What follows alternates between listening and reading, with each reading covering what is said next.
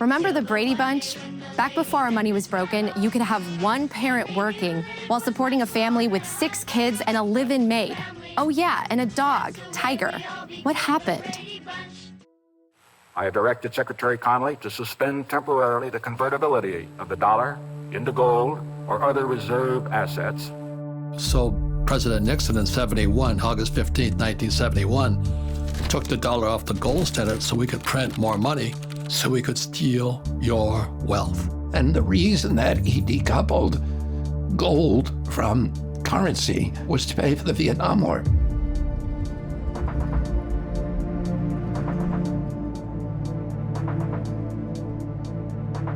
The dollar will dramatically lose its purchasing power.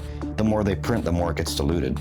And with Bitcoin, you just can't do that. And so people who understand the concept of money supply being the driver of inflation, then they'll understand why Bitcoin is superior.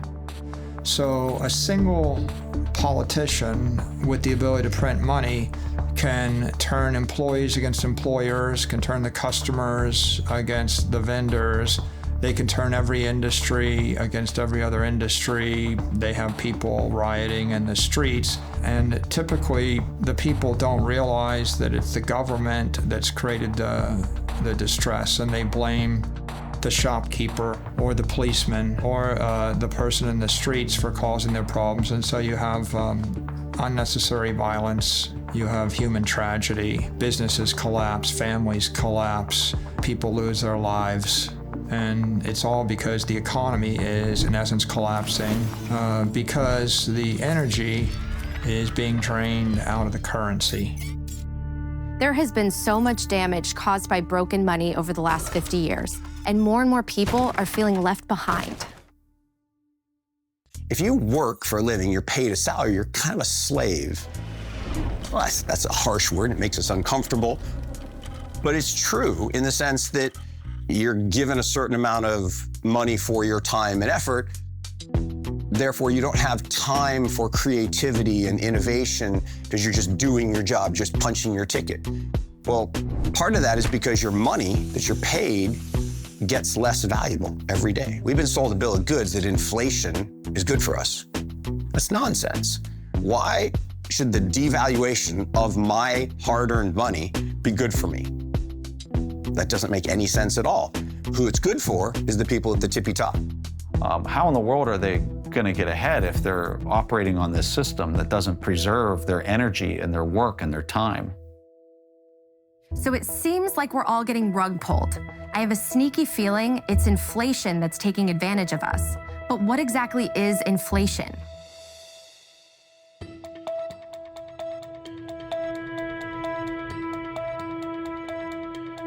There are 2 kinds of inflation. There's inflation due to unfortunate acts of God, force majeure. So if the monetary system is being run perfectly, and if there's a tornado or a hurricane, and there's a temporary shortage of goods and services, then prices will go up. And so that is physical inflation. But there's another form of inflation, which is monetary inflation, and this is much more common. And this is generally the source of 98% of inflation in the world, the vast majority of it. And that's when all of the goods and services and assets in a society are priced in a currency that is in and of itself inflationary. So if I price things in the dollar and I double the supply of dollars, the supply of houses doesn't increase, but the supply of dollars does increase, therefore the prices will probably double over time. Typically, especially if you're going through a hyperinflation, wages do not keep up. They do not keep up. And so inflation eats into purchasing power. You can't buy enough to feed your family. The average income in this country is now $5,000 less than the average cost of living. The cost of basic human needs, food, shelter, and transportation is now $5,000 more than the average person makes, which means if you're in that category, which is most Americans, you now cannot make ends meet. Here in the United States, they target 2% inflation. They're literally saying we want to steal about 2% of your purchasing power every year. And then we have years like this where the inflation rate is 7 or 8 or 9% higher than normal. That means they're just stealing our purchasing power even that much faster. So there's no honest unit of account for them. It's just a credit-based system. They're just making different numbers on their spreadsheets, and they say, you know what, we're going to create this much more credit this year. We're going to destroy this much more purchasing power. And it's the citizens of the country that pay for that. We're paying for our government to make irresponsible decisions. So yes, I think that's very immoral. At this point, it's getting very difficult for people to catch up. We're seeing more people working multiple jobs just to make ends meet. We see more dual income households. There's less households where you just have one person that works and one person that stays home and runs the household and the family. Now everybody's working. So let me get this straight. We take our God-given talents and work really hard, and our money buys us less and less every year? I don't like the sound of that. So how does government create money? We print it digitally. So we as a central bank, we have the ability to create money digitally. We also print actual currency, and we distribute that through the Federal Reserve banks.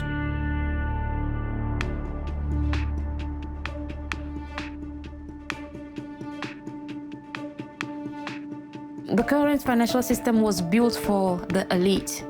It was built to ensure that those that control institutions and have a vast amount of money can make even more profit at the expense of regular citizens that are from the working class. The current financial system was designed to promote the wealth of a minority, which is why that minority tries everything possible to discourage people from using Bitcoin, because they know they will end up losing that privilege they have been carrying for centuries.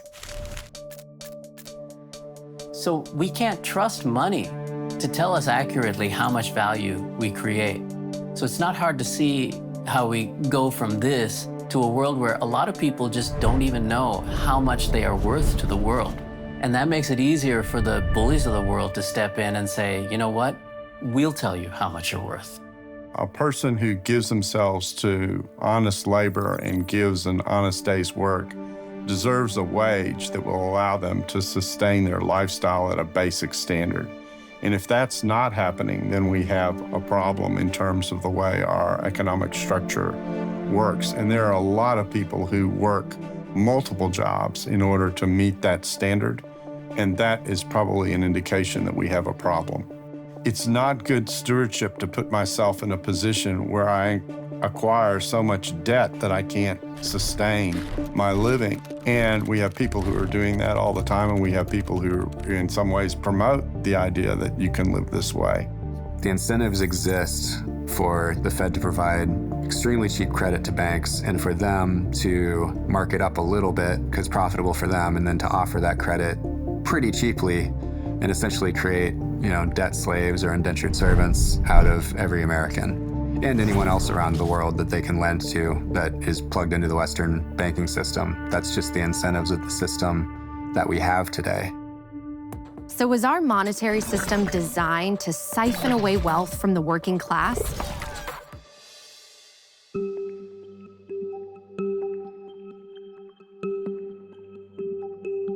If we go back to medieval times and perhaps a bit earlier, we can see how money emerged. What happened is that every local sovereign nation state or city-state tended to issue its own currency. And two things impacted the reliability, the durability, and the effectiveness of that currency. One was whether the issuer of the currency, whether it was a nobleman or a king, or whether it was a constituted government, whether they could, to use the phrase from Isaiah, to resist the temptation to dilute the currency. And it is a huge temptation. There's no question about it. I like to use a silver dollar as an example. So when this dollar was created, right, it was worth $1. As a matter of fact, for a while, you could take a U.S. silver dollar note and exchange it for $1, right? So this used to be $1. Today, I just checked, and it takes $38, paper dollars, Federal Reserve note dollars, to buy $1 of silver. That gives you an idea of the destruction of the purchasing power. And that's why we're seeing today in the post-lockdown world all the central banks around the world printed tons and tons of money. And that just doesn't make any sense. And so people say, well, why are housing prices going crazy? And why are food prices going crazy? Well, it's inflation. It's actually not really inflation. Inflation is when there's excess demand for limited supply, so the price rises. This is currency devaluation. So weights and measures were the way in which you'd say, if I got a pound of something, I'll give you a pound of this, or the equivalent. And there's a real warning in the scriptures, Deuteronomy, Leviticus, especially in the Mosaic Law, and then later in the book of Isaiah, the book of Proverbs, that talk about things like, and they use a lot of metaphors, like diluting the wine with water. I mean, how is that for an image of inflationary policy, where you inflate the amount of money in the economy because you have control of the printing presses? Unfortunately, as governments abandon all morality with respect to preserving the value of the currency for which they exercise control and responsibility, it's increasingly impossible to count on that kind of stability. And in that light, we think in terms of whether Bitcoin is an investment vehicle or whether it is an exchange vehicle, or maybe we have to look at it as both.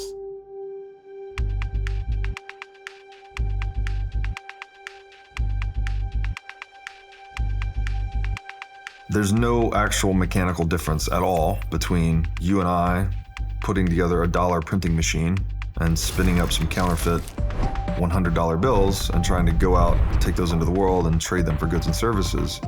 There's no difference in you and I doing that and what the Federal Reserve does by the trillion. It is one of the core contributors to the rich getting richer and the poor getting poorer. The particularly egregious thing about fiat currency is that it can cover up theft in the name of policymaking, whereas electronic currencies based on algorithms can't do that. If you think of the average citizen, it is very hard to plan your life if I don't know what the central bank is going to do next month, let alone a year from now, 5 years, or 10 years from now. I use the example of baby boomers, right? Baby boomers, when we were young, we thought $500,000 would be a perfectly good amount of money to retire on.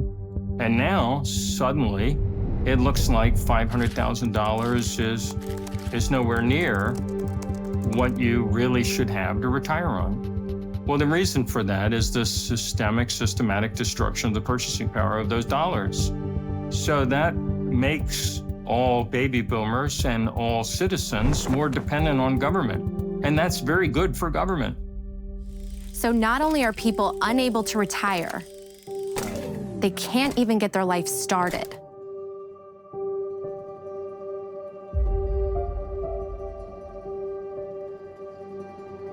God's will is for us to be fruitful and to multiply. And one decision or one factor that impact many people's decision to have children is their finances.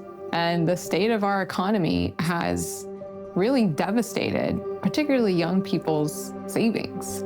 And I have a ton of friends who have decided not to have children or not to have more children because they feel like they can't afford it. So I do think inflation can impact some people's decision on if they want to have children or not. And I think that's a really sad thing. I have experienced this in my life. I have put off having a family. I've wondered if I'll ever be able to afford a home. More and more people in my generation are living at home with their parents and drowning in student loan debt. Millennials like me are losing hope that the future is one they'll be able to afford. For the first time, we have a generation that is worse off than the ones who came before. None of it feels fair because it isn't. The system is rigged against us. We live in a system where we are forced to use a certain currency. In our case, let's say the US dollar. We didn't choose to use the US dollar. We didn't have a vote about whether we were going to use the US dollar. We're forced to use the US dollar. And that US dollar is controlled by political organizations that make political decisions to benefit themselves at the cost of others. Decades of policies that were probably well-intentioned have led to the worst levels of income inequality and wealth concentration we've seen since the 1920s. And at this point, we have politicians who just throw blame and they come in and say, I'll fix it. But unfortunately, they can't fix it because in order to keep the system going, they have to keep printing money. And the more they keep printing money, the more the wealth concentration grows and the more unfair and unequal the system becomes. Okay, so clearly there's a problem, and it feels like there's no way out. But is there? If broken money is the cause, how can we fix it? More and more people say the solution is Bitcoin. My perspective is that Bitcoin does fix everything. And Bitcoin is about community. It feels healthy. It feels like it's doing something good for society. It's something that's non-political. It is not tied to any one group or another. It's not tied to the Republicans. It's not tied to the Democrats. It's not tied to the Libertarians. It's open for everyone, and it's free for everyone. Anyone can be a part of the Bitcoin economy. It's like a good church. A good church says, anyone, come on in. Come be a part of our community. Be a part of our family. Bitcoin is that. So we can only trust systems that cannot be discriminatory. And Bitcoin is powerful in a way that is money that does not discriminate based on race, based on gender, ethnicity, or even geographic location. A person holding Bitcoin in Togo today will have the same value as a person holding the same quantity of Bitcoin in the United States. I'm not techie. I'm really horrible with technology. But once I understood what blockchain was, blockchain is integrity. Bitcoin is based upon integrity. That's why I call it people's money. The government cannot make it. Bitcoin is not this centralized control of the economy.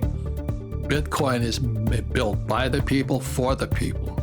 If you consider how many steps it takes for a merchant to sell a good to a consumer in the traditional world today, it takes 9 steps. And what the Bitcoin network does is take 7 of those steps away. It's peer-to-peer. Those steps, by the way, are dominated by toll takers. They're taking fees. And so up to 3%, sometimes more, of the transaction, which actually can be saved by both the merchant and the consumer. One of my favorite aspects of Bitcoin is the limited supply of 21 million. I think that having something that can't be changed makes it so powerful, and it makes people appreciate, just like their time is limited, their own personal wealth is limited. When they see that the Bitcoin amount is limited to 21 million, it really makes them understand the difference between Bitcoin and every other currency, all fiat currencies which don't have this limit. So that key is what makes Bitcoin special. Bitcoin is a digital bearer instrument. You can think of a bearer instrument as he who holds it, owns it. So if I am walking and I find a $10 bill on the ground and I pick it up, who owns it? I do, because I'm now holding it. If I give it to you, now who owns it? You own it because you're holding it. That's a bearer instrument. She who holds it owns it. How do we make this happen in a digital world? Well, it wasn't possible before Bitcoin because Bitcoin solves what's called the double spend problem. Think about it when you take a picture on your phone and you send a picture to your friend. You still have that picture on your phone, and then on your friend's phone, they have a copy of that picture.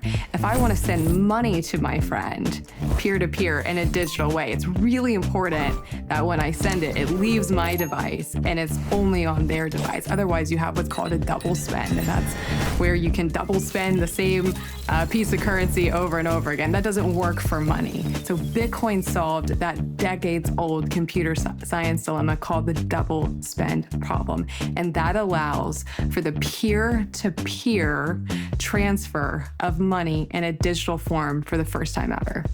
What Bitcoin does is it gives you back that ability to be your own bank, to custody your own funds, to spend money, but the way we do with dollar bills now, but in a digital, virtual way that's really powerful. So to recap, there are only 21 million Bitcoin, and the network gives you total control over your money. And now some of the most successful entrepreneurs are into Bitcoin. If you look at what gold is, let's start there. Nobody carries around a gold bar, but some people just feel more comfortable holding gold than they do cash. But the reality is nobody actually owns gold, right? They don't physically own it. Some people have coins, but that's, an exception. And so gold itself is actually just a digital transaction that's stored on a ledger somewhere. It just happens to be on a fiat ledger where it's a traditional database held wherever you're buying the gold at a bank, an investment bank, whatever it may be. There are a lot of vertically integrated organizations that control your access and the distribution and your ability to use traditional gold ownership. Bitcoin is very similar in a lot of respects, only the ownership of that is stored in a wallet, which, if you have your own wallet, is stored on the Bitcoin blockchain. For example, dollars aren't a great store of value because we have to trust that the government won't print more. With gold, no one controls the production of gold. So we know that its issuance is not controlled by any one party, and it requires work. Gold is a proof of work sort of asset where you have to dig it out of the ground. And Bitcoin has some of these same characteristics. Bitcoin, as a store of value, it's great because you can carry it in your own wallet. You can cold carry it, which is a huge advantage. You can be anywhere in the world and there's an ability to transfer it or use it. That's a huge advantage. You can transfer it to others or buy it from others in seconds. That's a huge advantage. And you can transfer it as a method of payment in a lot of respects, and that's a huge advantage. Those advantages are legit and offer people a good reason to use it. And, if you're a speculator or you're using it purely as a store of value, it's easy to trade, store, buy, and sell. The reason Bitcoin is better than gold is that it's more transferable than gold. If you try to move $1 billion worth of gold, you need like an army to move that, and it's very expensive. If you need to move $1 billion worth of Bitcoin, you could hit a couple keys, hit send. In 10 minutes, it's transferred at the speed of light to anywhere in the world. So it's more portable than gold. It's more divisible than gold. So you could divide Bitcoin by up to 8 decimal points. So the smallest unit is called a Satoshi. So it's more divisible. If you try to divide a bar of gold or a gold coin, you go pay for Starbucks, you can't do it. So more divisible, more portable, and it's more verifiable than gold. It's hard to verify gold. Bitcoin is easy to verify. You just type the key into a blockchain explorer, you could verify that you're Bitcoin. So to get this straight, Bitcoin is a digital asset that moves through the internet without a third party like a bank or credit card company approving the transaction. All right, let's go a little deeper. You've probably heard of the word blockchain. So what is a blockchain? Blockchain just refers to a ledger. So the Bitcoin blockchain is a digital ledger of transactions where all the computers on the network have to agree to add a block to that ledger. So it's a chain, essentially, of blocks that each contain a list of transactions on the Bitcoin network, and the whole community, essentially the whole network, verifies that those transactions are accurate. The idea of a digital ledger will make more sense if we get a clearer picture of how ledgers work. The ledger is nothing new. It can be traced back to the 11th century and was popularized in Florence, Italy during the Renaissance in the 14th and 15th centuries. It's simply the way we've been keeping track of who owns what for about 1,000 years now. For example, when you deposit money in your bank account, you have a credit on the right side of the ledger. The bank has a debit on the left side of the ledger because they owe you that deposit when you want to withdraw it. Easy enough. It gets a bit more complicated when you want to buy something with the money in your bank account. Now the bank and the store have to reconcile your bank account with the store's bank account to move the money because they each have their own ledgers. And your ledger has to reconcile with their ledger, which can take a few days, or up to 30 days as with credit cards. Now multiply this times billions of people moving their money to buy things every day. And remember, the banks on both sides take a fee. All these transaction fees add up to trillions of dollars each year. That comes out of your pocket and the store's pockets. The beauty of Bitcoin is that it's one universal ledger that's updated and distributed around the world every 10 minutes. Best of all, it requires no middleman like a bank, which gives you complete control of your money. So now that digital ledgers make sense, you might be wondering how you keep your Bitcoin safe on the blockchain. The way that I would describe storing your Bitcoin on a blockchain is like a locker system. So at your high school, you had a locker, and your locker had both a public address, so my locker was C19, and I can give that address to everybody. Hey, go put this envelope in my locker, C19. That's my public address. But only I have the key, the private key, to open that locker and move stuff from one to another. So securing my Bitcoin or cryptocurrency would be the same thing, where you have this blockchain, which is like this digital locker system, and there's a public address, and everybody can know that address, and anybody could deposit into that address. But only I have my key to unlock that. And where you're storing your keys, there's typically some secret phrase that you need to keep in a safe place, which is what's used to create your secret key. The way most people store this is in what's called a mnemonic phrase. And you've probably seen this where it's either a 12 or a 24-word phrase typically. And each of those words comes from a specific word list. And when you stack those words together, 24 words is the number most people use, which corresponds about to the number of atoms in the known universe. And so we're storing a tremendous amount of randomness there that makes it computationally impossible to break into. And that's the piece you need to keep safe. Okay, that was a lot to throw at you, so let's try to keep simplifying it. Bitcoin might seem complicated. At the same time, I'd argue it's way less complicated actually if you look underneath the hood to figure out how banks settle transactions. But most of the people don't care, right? In traditional finance, you hit the button, it goes somewhere, and it just ends up in my wallet, and nobody asks how it got ultimately from point A to point B. Bitcoin is new, and I get that people have more questions ultimately about it, but over time, I feel like the trust in kind of the Bitcoin blockchain, as well as the longevity of the technology and how, the software has been up and running for so many years, people will stop asking the question. It'll become very normal. To sum this up, let's just hear a simple definition of Bitcoin. So what is Bitcoin? Bitcoin is a piece of software that allows two parties to exchange value over the internet in a transparent and trustless fashion, as easy as sending an email. So we're free to send Bitcoin through the internet as money without permission from any government or bank.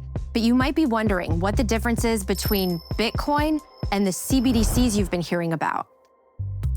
What a CBDC is central bank digital currency. Now, what it is they're trying to take, and when I say they, I mean central banks and the government, are trying to take the concept of fiat currency and digitize it into a digital dollar. Now, the challenge with this is that allowing the state to create these central bank digital currencies, it is creating a mechanism by which the government can surveil every single transaction that an individual makes. And not only can they surveil these transactions, it allows them to turn off your bank account if you start doing something that they disagree with. This is an extremely slippery slope that if we allow the government to go down this path, it has the potential to enslave humanity in the long term. And I think it's something that we need to carefully review, because if we go down a CBDC path, allowing the government this level of control, it's unprecedented, which is why we should avoid this at all costs and stick to a hard money standard like Bitcoin. The central bank literally would be in position to cancel any transaction. It would be permissioned, not permissionless. And it's one thing, for MasterCard, for example, to know how much they paid to Walmart last year, but it's another thing for them to tell the world how much you paid at Walmart last year. And it's a whole different level of creepy for them to say exactly what did you buy at Walmart last year. And I think people kind of broadly get that sense of privacy. That's what's at stake here. I think the future of money really is one of the most important policy debates we're having today. And when you think about where people could go with kind of an Orwellian surveillance state money system like a central bank digital currency, it really is a good versus evil. And Bitcoin in this case is on the good. The countries that are clinging to a CBDC are trying to control their people. And those are weak governments. Weak leaders are the ones who try to control everybody. The strongest leaders are the ones who trust people and set them free. The problem I have with CBDCs is they're Marxist. And what I mean, the central bank Marxism is central banking system. So that's why I support Bitcoin, because Bitcoin, I saw the strength coming from the people, not the government. I think CBDCs, wherever they are a threat to freedom. Absolutely. You're seeing CBDCs in China right now where the populace are trying to go into a store and they're scanning a QR code and they're seeing in their wallet that it's an invalid purchase because maybe they're from a region that's 100 miles away, or they're going to a pharmacy and they don't want that person to have access to that type of drug or medical treatment. With the CBDC comes the programmability and control of the government saying you're allowed to do this or you're not allowed to do that. And we've already seen it rolled out in China, and it looks a little scary. So when you're doing that compare and contrast between a CBDC and Bitcoin, it's all about who's controlling the actual ledger. One's actually decentralized, the other one is not. It's completely controlled by the government. Now that you know the difference between Bitcoin and a CBDC, let's play a little game. Hey everyone, time for one of my favorite games, CBDC versus Bitcoin. Here's how we play.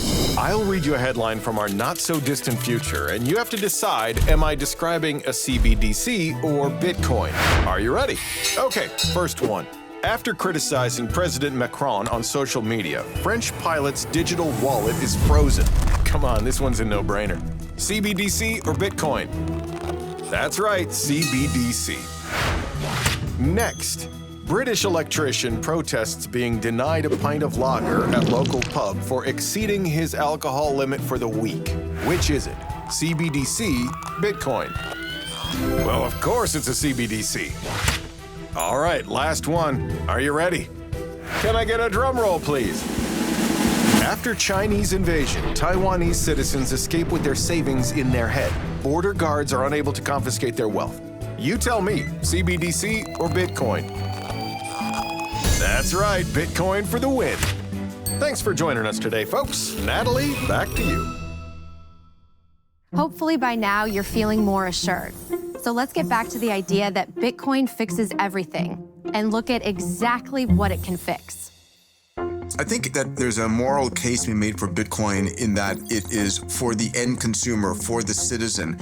It is the stable form that cannot be stolen or corrupted or manipulated or inflated. And so for an individual, that is a great thing. It doesn't necessarily benefit certain governments who want the ability to wipe out with the stroke of a pen or the muzzle of a gun the bank accounts of its citizens. So politicians promise you that they will make your houses more valuable, that you can use them as ATM and extract value from them, that you'd have cheap borrowing and cheap leased cars and cheap mobile phones, and you'll just be wasteful and keep consuming, borrowing, spending, consuming. This is not sustainable.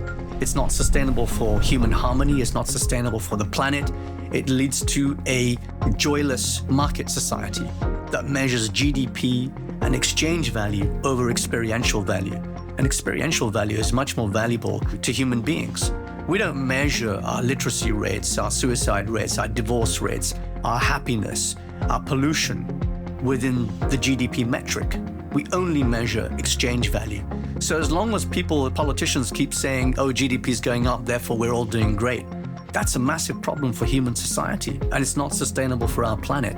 So I think it's extremely important that we consider a sound form of money as a fundamental change for our financial and monetary system, because that will put us back on an even keel. So how does all this get us back to the Brady Bunch days?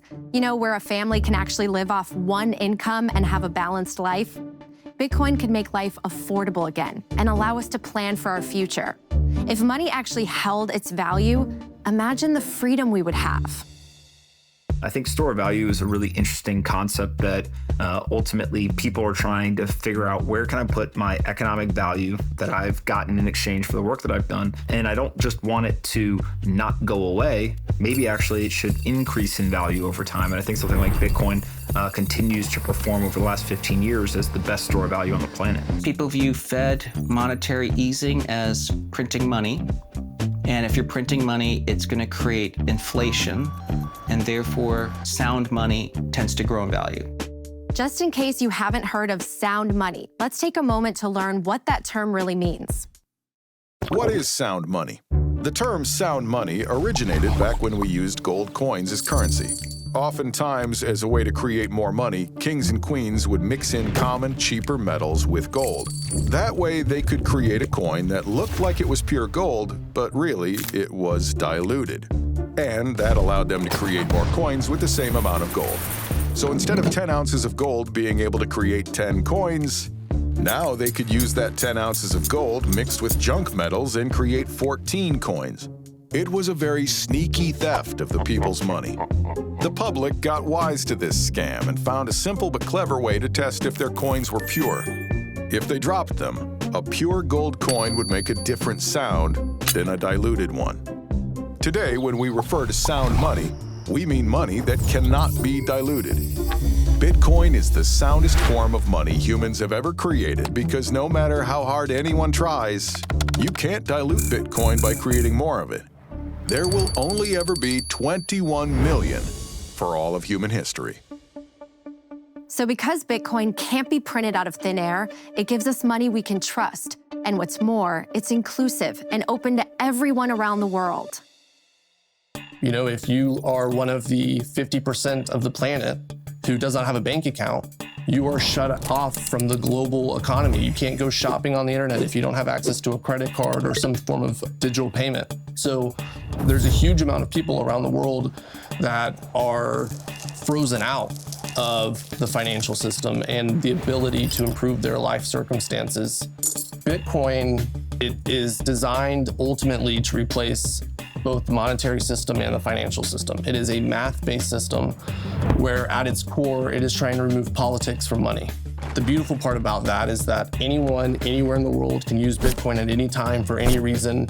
No one can censor them, no one can stop them, no one can tell them that their use of money is wrong or not allowed. No one is going to change the rules on them halfway through, and everyone operates by the same rules. It doesn't matter if you're a billionaire, it doesn't matter if you're a president, it doesn't matter who you are.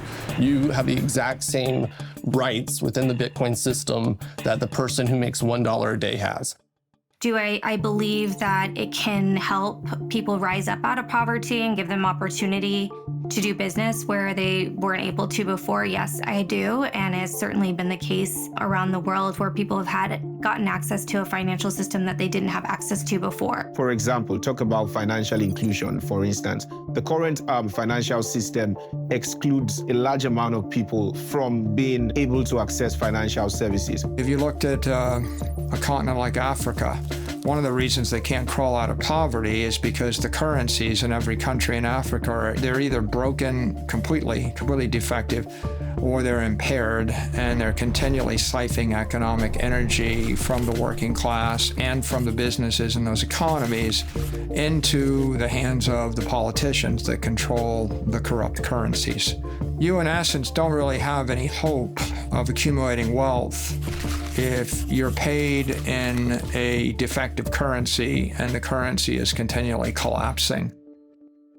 Not only does Bitcoin allow people to be their own bank, it is the only form of money that gives us digital property rights.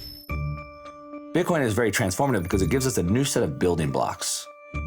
We don't know all the things that we can build with those building blocks, but what we do know is that it's solved maybe the oldest problem in humanity, which is how do I secure my property in a way that can't be stolen? The ability of a person to have full rights to the money that he has earned, that he has brought into being, without interference of any more powerful entity, whether it is a band or a gang or a government or anything else that could use force against him.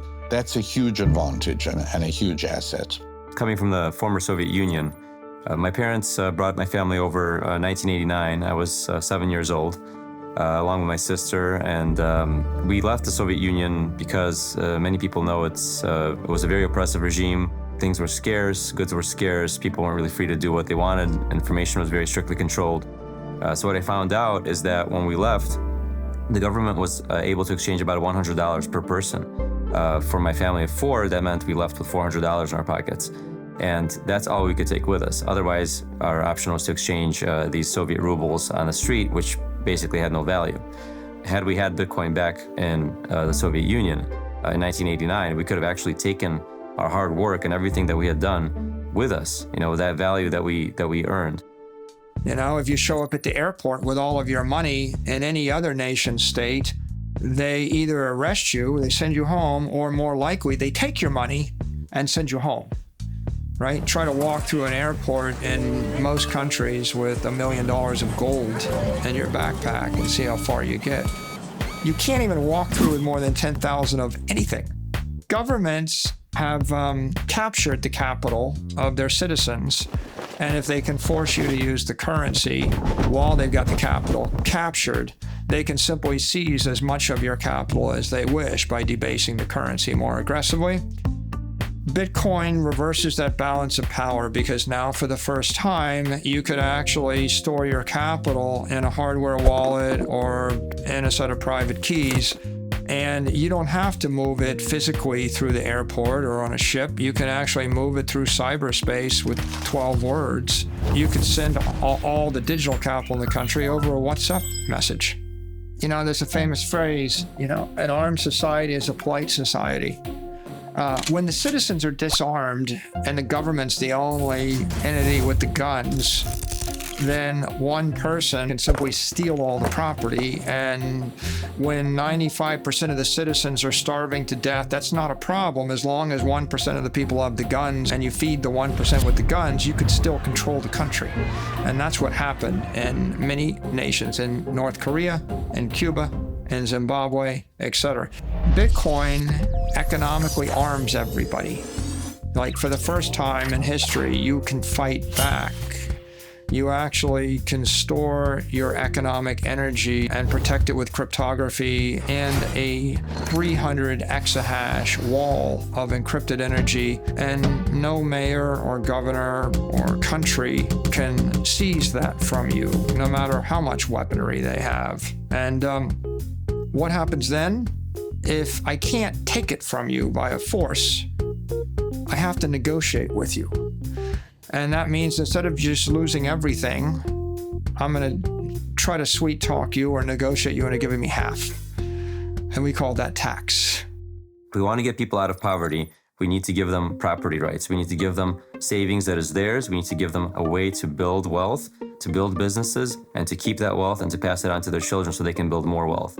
And that is what Bitcoin provides. Bitcoin enables digital property rights for the first time because it's the world's first digital bearer instrument. It allows people to have not only ownership, but control. But what also is essential to a free society is economic freedom. If you don't have the choice of how you spend or save your money, you don't live in a free society. Before cryptocurrency, you needed a bank to allow you to build something and put it on the internet. But now we have money native to the internet, which allows the whole world to participate in a global economy. Ultimately, Bitcoin is a means to fight tyranny, to fight corruption. When you take control of the monetary system out of the hands of a few and make it available to everybody, it is a safer system. Bitcoin provides a way for the abundance gained from technology to be broadly distributed to society that is aligned with the best in humanity rather than the worst in humanity. Bitcoin is value that everyone can recognize. And already 100 million people recognize that value. There was this moment, I was sitting there and I put Bitcoin on a ledger and I looked at the ledger and I thought, this is my money.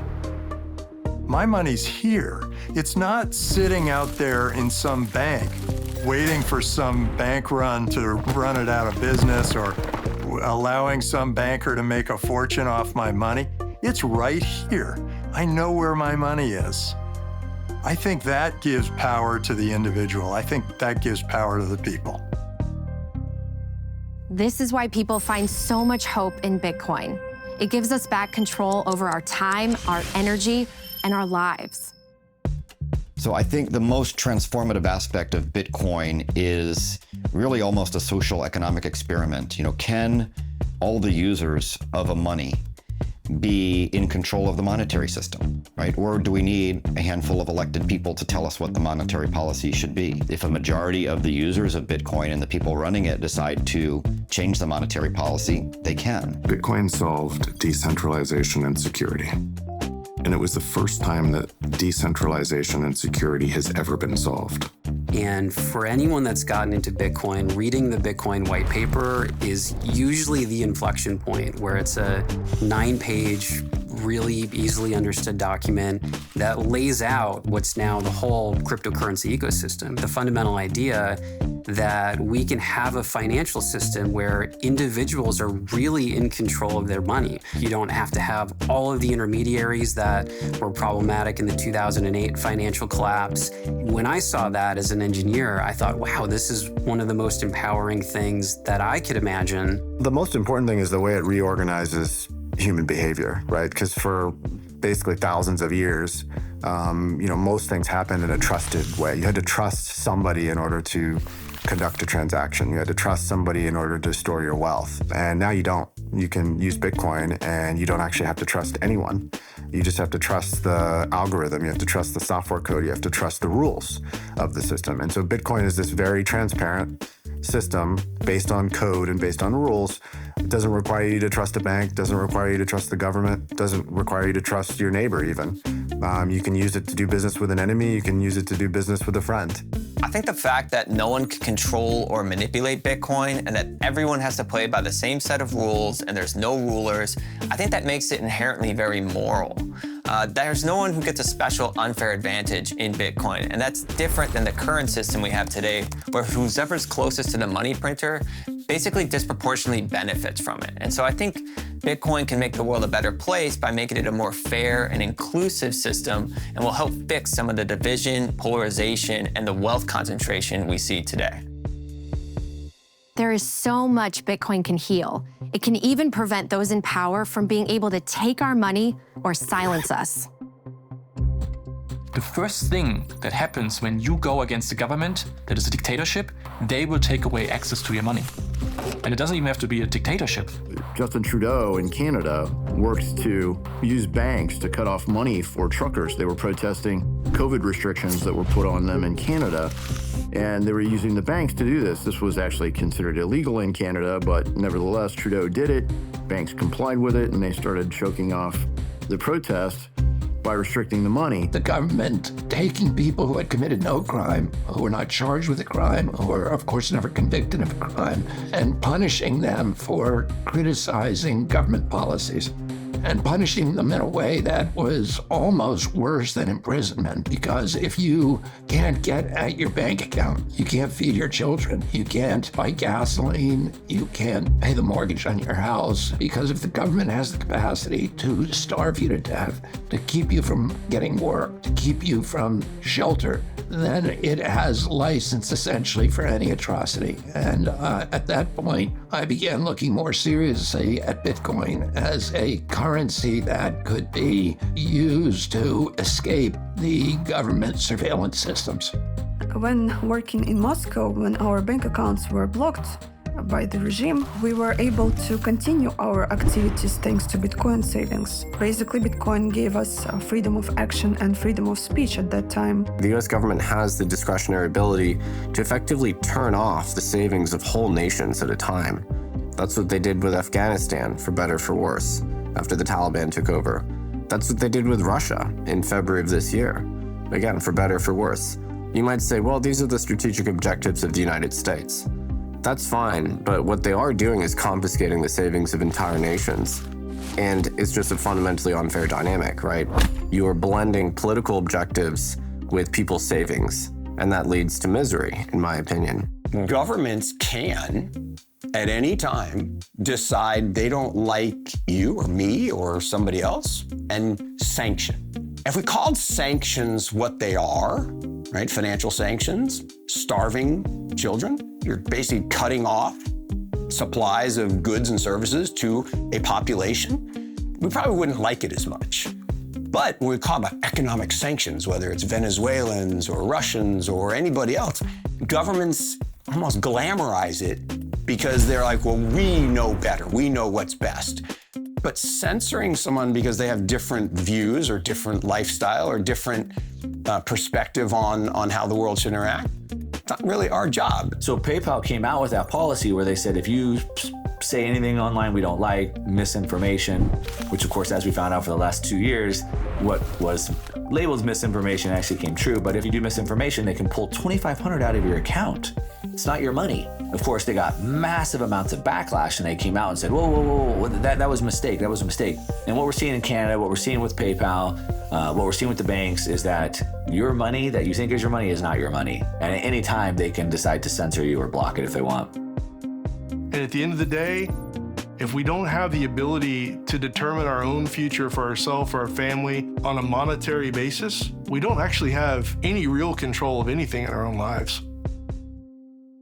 Bitcoin puts you back in the driver's seat of your life, which is why so many people see it as the ultimate force for good.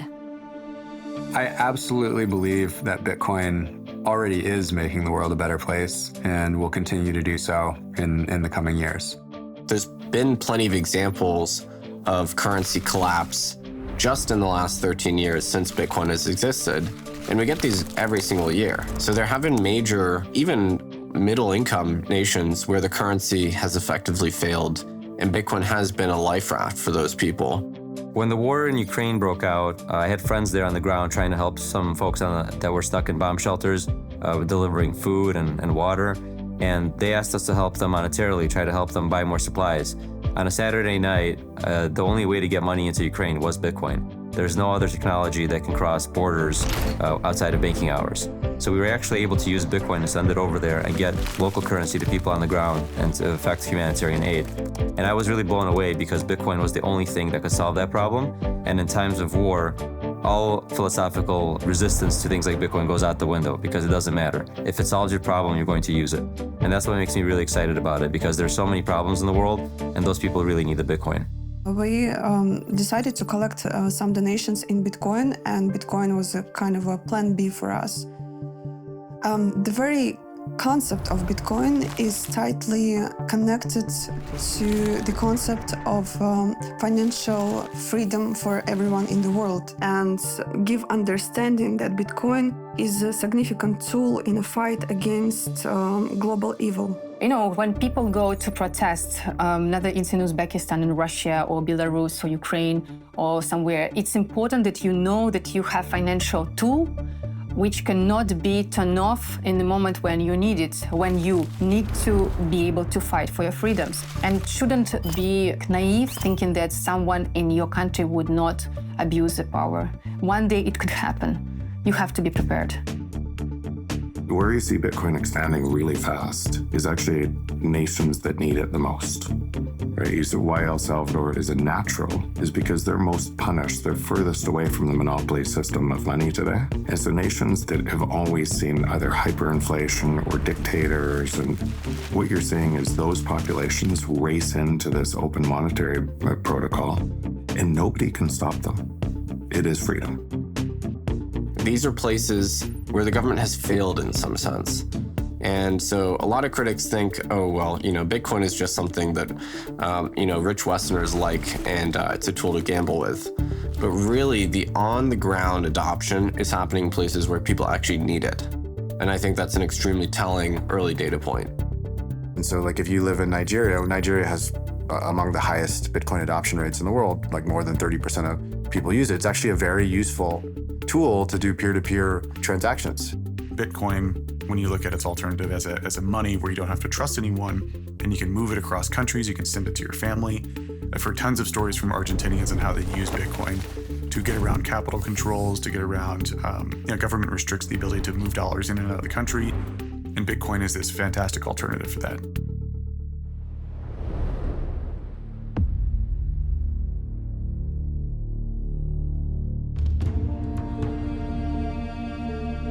My country is ruled by the oldest military regime in Africa, same government in power for 57 years. And this is a brutal, rogue military regime that puts us under unimaginable amount of abuse and pain and control. Activists and dissidents arrested, killed, their bodies dumped in the sea. Countless of activists are jailed and have been in prison for years with no trial. Many others have disappeared, their families have never seen their body, and thousands others have fled the country, living in exile like myself. I see Bitcoin as a tool of political, social, and economic liberation. The reason why is because the ideology behind Bitcoin in itself is geared toward giving monetary agency back to people, to citizens, no longer having people depend on banks and governments to control their money and determine its worth. We are also in a situation where, as citizens of our nation, our money is worth absolutely nothing outside of our borders. So when I see Bitcoin, I see it as a tool that can allow us to put an end to this continuous colonial system that has maintained our countries and our people in bondage. The goal of my activism is to eventually get to a point where my people can live freely and in dignity. And that cannot be attained without financial freedom.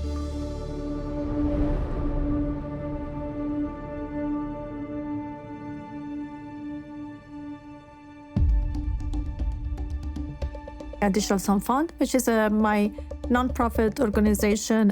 What we do is trying to empowering young women and children in developing countries like Afghanistan.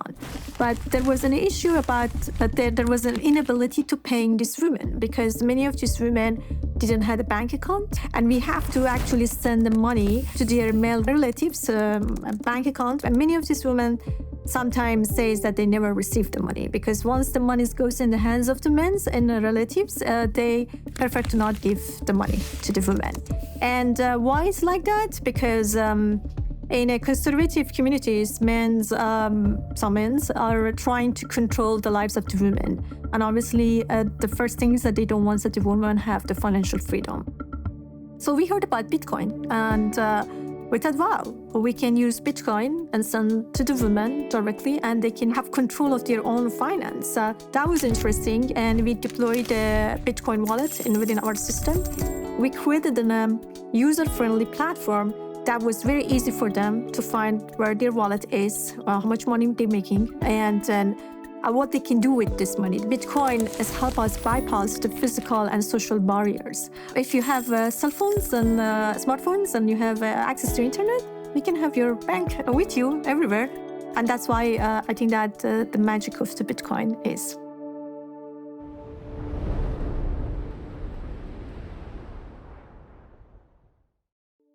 The Jews of Eastern Europe when the Nazis arrived, the Jews of Spain before that, Jews of Arab countries in the late 40s and early 50s. Jews were thrown out of Syria in huge numbers, thrown out of Egypt in huge numbers, with nothing, literally with nothing. Gosh, if they could have taken their digital wallets with them, what a beautiful thing that would have been.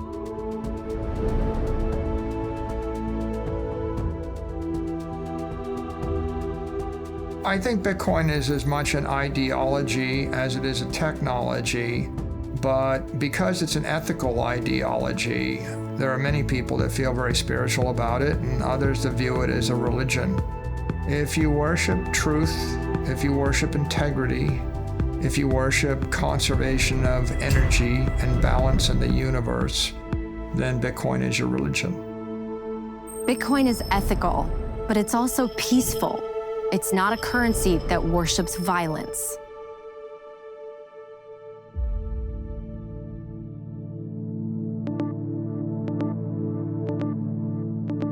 From a political standpoint, you have politicians on both sides, Republican, Democrat, it doesn't matter, that are aggressively trying to vote resources, financial resources, into their local jurisdictions in order to support this war machine that's happening. And that's the game of fiat currency where nobody is pegged in operating off the same rules, the same rule set, which is supplied by Bitcoin. It supplies this global rule set that nobody can manipulate, cheat, or take advantage of over the expense of other players in the global game. And that's why Bitcoin's so different. And that's why Bitcoin solves this massive problem that has been wrought throughout history between humanity and violence.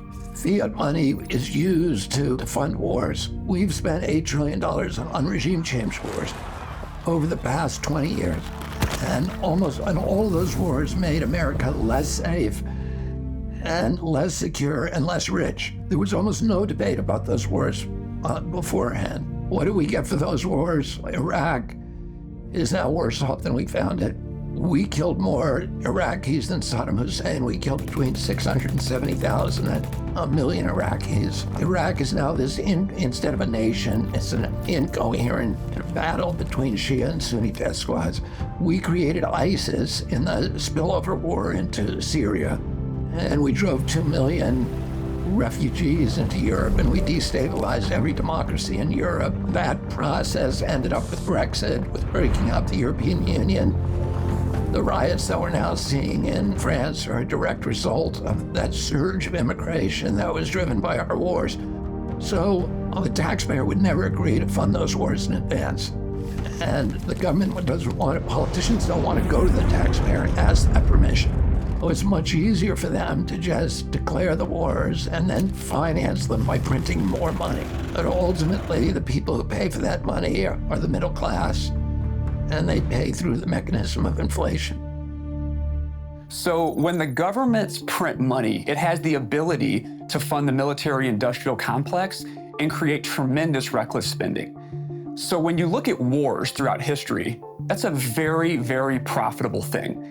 And central banks can print money to fund both sides of the war. As a person who was flying attack helicopters in combat, there was almost every single flight I went on, somebody that was being shot at, injured, killed.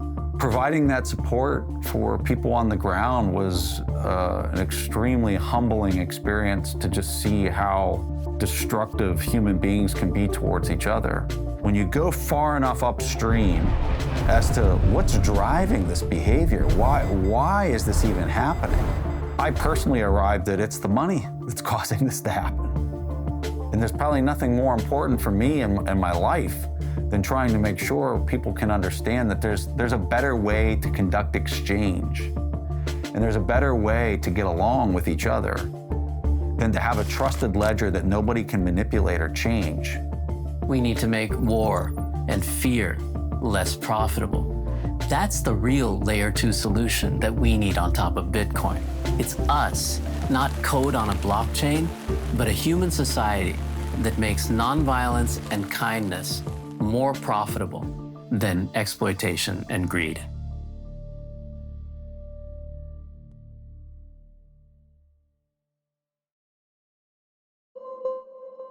Why is nobody in the U.S. concerned that we've been in these wars for as long as we have? Why isn't anybody asking about the cost of this? Just not even human life, but like the financial cost. And the reason why is because it was always paid through debasement. They didn't know they were paying for it because the bill was pushed way out into the future through the depreciation of the currency itself. And so it just didn't seem like there was a cost. And so it's not just the US that pays for their armed conflicts this way, it's every fiat-based nation state that pays for their armed conflict this way. If you move to a Bitcoin standard, all of a sudden, you can't debase the cost of conflict away. And Bitcoin, conversely, is the currency of peace. If you actually have to go to a population and ask permission to wage war, in most cases, they're not going to give you that permission. It's interesting when a government gets into trouble and they have to pay for a war, or they have to pay for a pandemic, or they have to pay for some cataclysmic event. They tend to print money. And because you're going to have these governments printing all this money, then the money is worth less. Well, what if it were all Bitcoin? Not only would that government not have the ability to print the money for the war, you might not even have the war. So many people see a world where Bitcoin reduces war, makes it unaffordable, and incentivizes us all to love and serve one another.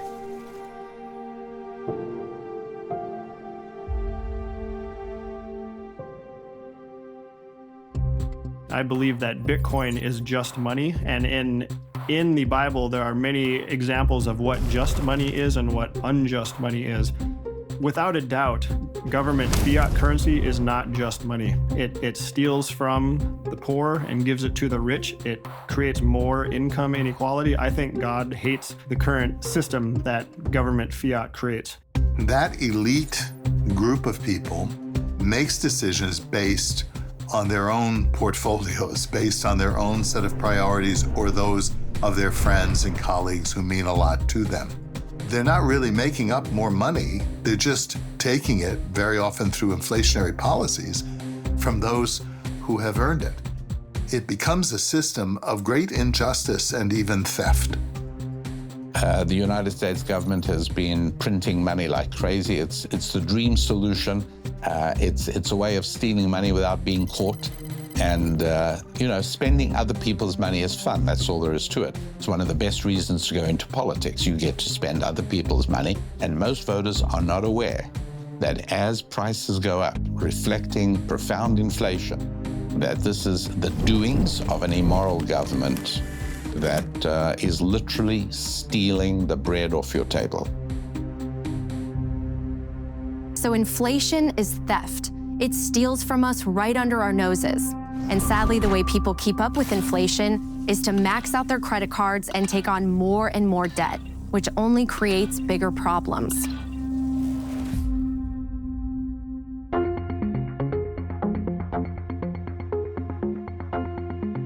We have interest levels today in our time that far outrun inflation oftentimes. And I think that does raise some ethical questions for us about how we handle our money in the modern world and how we charge people who pursue credit, that kind of thing, because they end up paying a lot just to make up the credit aspect of what they've done as opposed to the money that they've been provided for in a loan. So in Islam, the practice of lending at interest is forbidden. And specifically the word that is used is riba. Riba literally means surplus or excess. And it means any excess on money. So any form of money creation is forbidden. Riba is interest, it's usury, it's money creation. So when we talk about sound money in Islam, we're really talking about a form of money that cannot be created from nothing and therefore requires proof of work. Now, one of the problems with fiat money is that it doesn't require proof of work. Well, that's interesting. Let's see what other religions have to say about Bitcoin and its ethics. Many people question, what is the role of technology in Judaism? This is a tradition and a law which goes back thousands of years, so what could it possibly have to say about these modern inventions and technologies? The fact is that everything that God creates in this world is all for the purpose of making the world a better place and serving Him better. So all of these technologies, whether it's phone, internet, video, all of these things, Bitcoin can be used and should be used for the better service of God. India was this fabulously wealthy industrial power and a spiritual innovator at the same time. And it's largely because its economics had somewhere in its foundation the idea that the ultimate goal is the pursuit of moksha, this true freedom. And we can get back to that. So if Bitcoin helps us to get back to a new kind of capitalism that fosters both material well-being and spiritual freedom, it'll be great. But that kind of new capitalism won't really be that new. It's more like a return to our old habits. So it sounds like Bitcoin can bring out the best in us. Let's explore these religious teachings more deeply.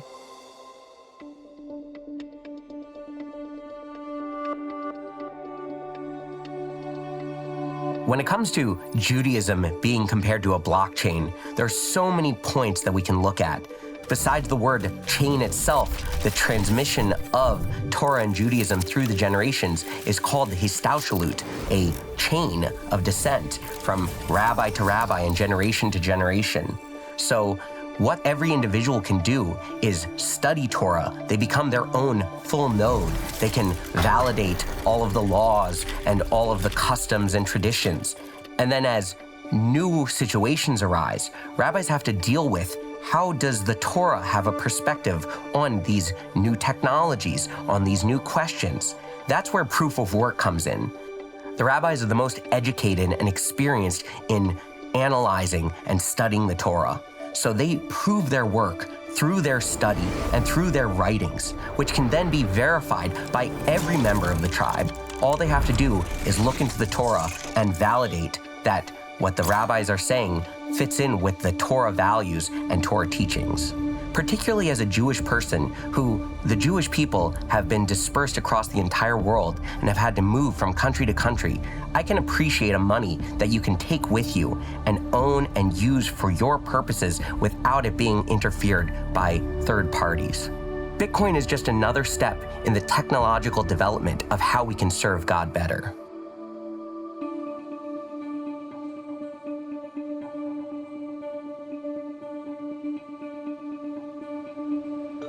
Buddhism itself is a decentralized system. In fact, it's the only faith that I know of where the founder himself said, don't trust anything I say on faith.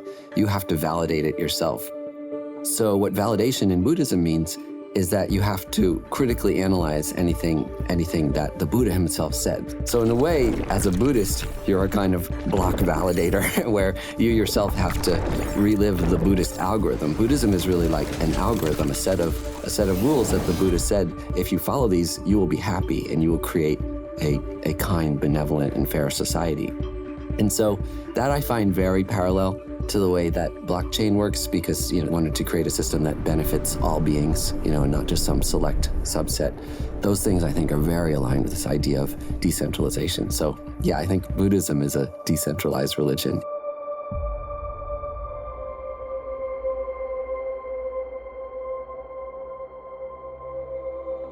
If you have centralized planning, that is, fewer people who are making the decisions about the economy as a whole, you have less information. If you have a decentralized economy, what you have are more people, more inputs, more kind of connection to the reality of what's happening than you would have if you have a small Politburo, a group of policy advisors who are making these decisions, very often influenced by their own particular interests. So when we ask what the Bible says about money, the key thing is that money itself is not evil. Sometimes you hear people say money is evil. It's not. It's a means by which we manage our relationships and barter with one another with different skills and abilities that we have. What the Bible says is the love of money that is evil, that it is when it moves us towards greed, when it moves us towards covetousness, when it moves us towards avarice, when it feeds our pride, those kinds of things. That's when money becomes a problem. And actually, it isn't money that's the problem, it's how we deal with money that is the problem.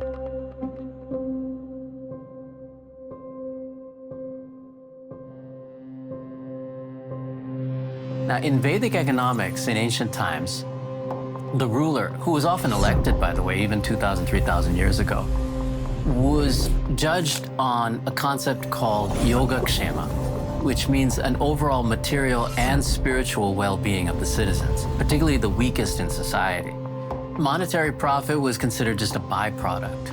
So fiddling with the money supply, though it might do some temporary good, means that we are ignoring a lot of the key metrics of what makes life worth living. One reason we print this money is to get people to go out and shop with it, or to take on debt at low interest rates so they can go out and shop with that. Now, I don't know of any religion or philosophy that says that the goal of human life is to consume to the point of debt. So in a real sense, we are incentivizing something that goes against our basic morality, and I'm not sure how long we can continue to do that. The truth is, what we really are is divine beings who have taken human form in a material world that we manifest together for a meaningful purpose, to be happy and free. That's the truth, and that's the foundation of Vedic economics. And Bitcoin has a chance to help us to see ourselves that way.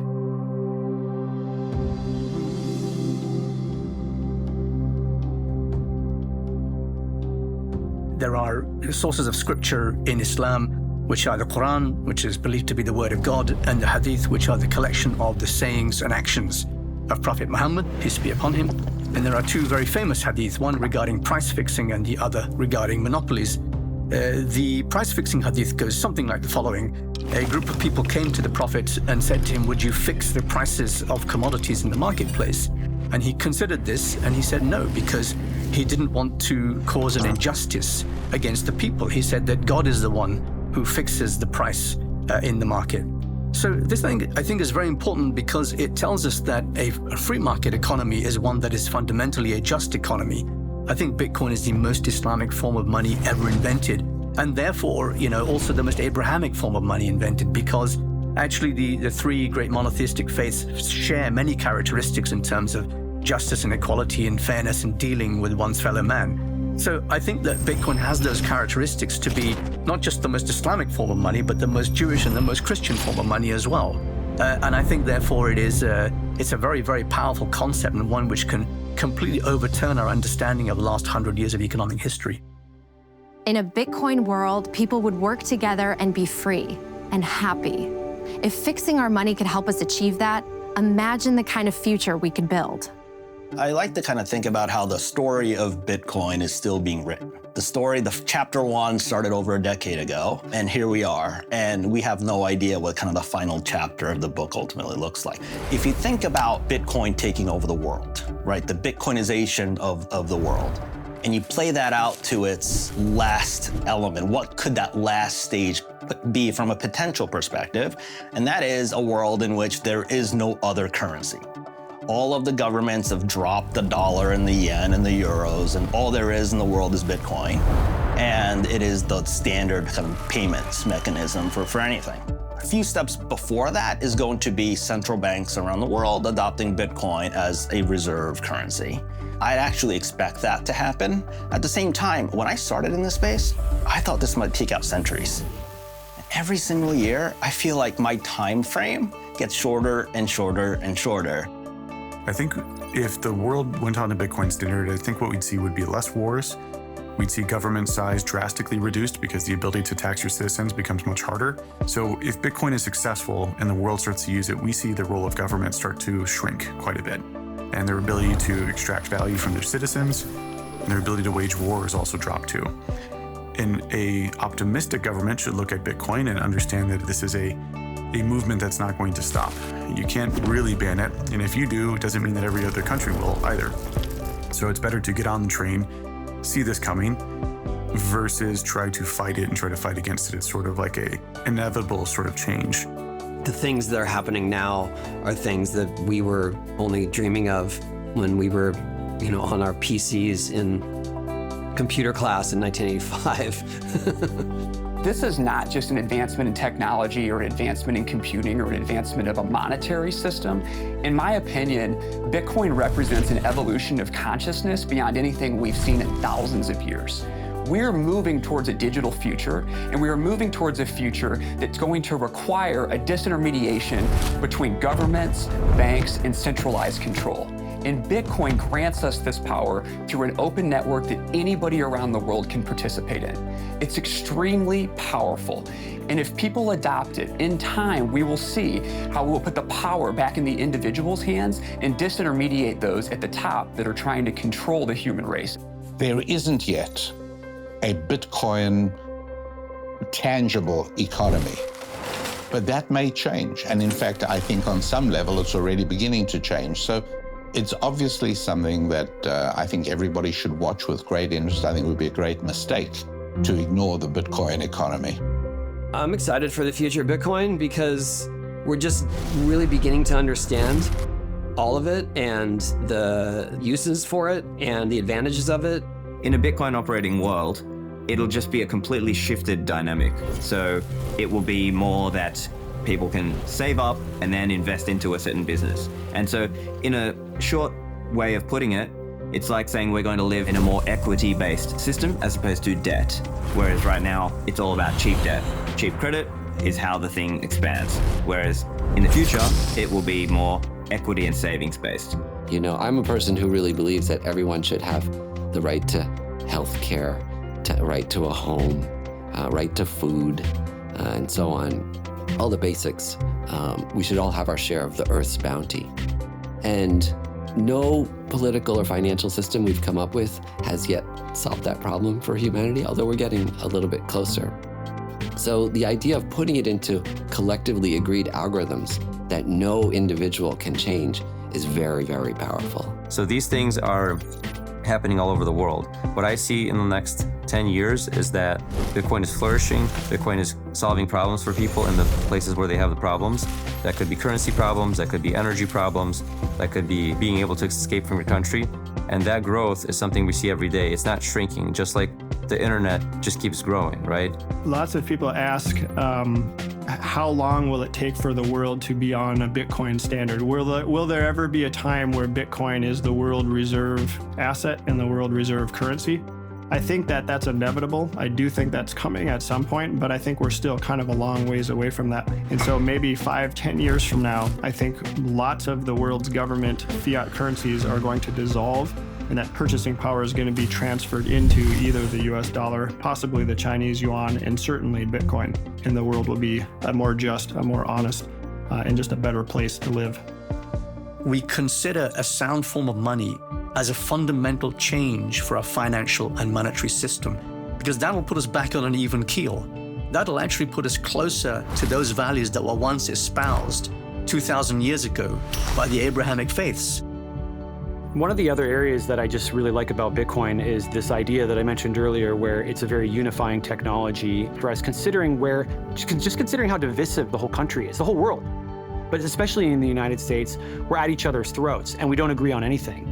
But now, all of a sudden, Bitcoin comes in, and you have Republicans and Democrats and conservatives and libertarians because they agree on Bitcoin, and they agree on Bitcoin because it reflects their values back at them, and they believe that it's the right path for us to move forward. So all of a sudden now, you have this base layer unifying technology that can really start to help us have conversations, because the worst thing that we can do is get into our echo chambers and not talk to the opposite side anymore.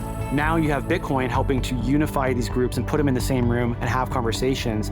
And I think that's where progress can be made. Our money should reflect actual value creation and not be sort of given to us by a government that's just trying to manipulate the money supply to get us to shop when they want and go into debt when they want. As long as we're manipulated like that, we're not truly free. That's what we need as a change. And Bitcoin gives us a basis. It gives us a tool for creating that kind of society and that kind of economy. We're at a very transitional time in history.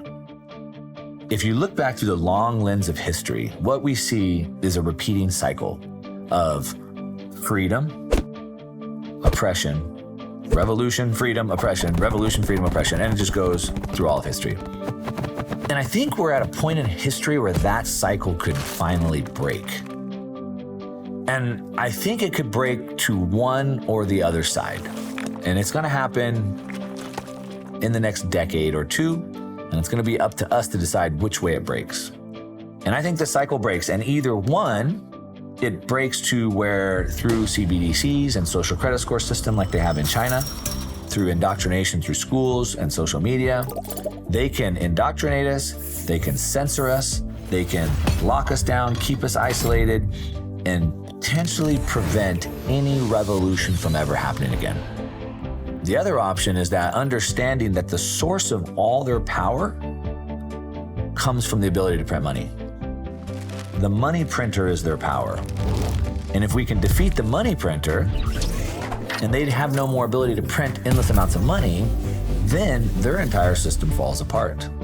And Bitcoin is that tool that allows us to beat the money printer, defeat their system, and if we move to a monetary system that nobody can control, that system never builds up again. We defeat the money printer, they never get the money printer going again, and we have a life with no revolution cycles of just pure freedom for humanity from there. I see that we do have a choice to make. I always lean into hope and the good in all of us. We should not steal. We should not wage war. We should have a form of money we can trust, so we can build a world of prosperity and abundance for future generations to live together in peace and harmony. Bitcoin embodies that hope, purity, and truth.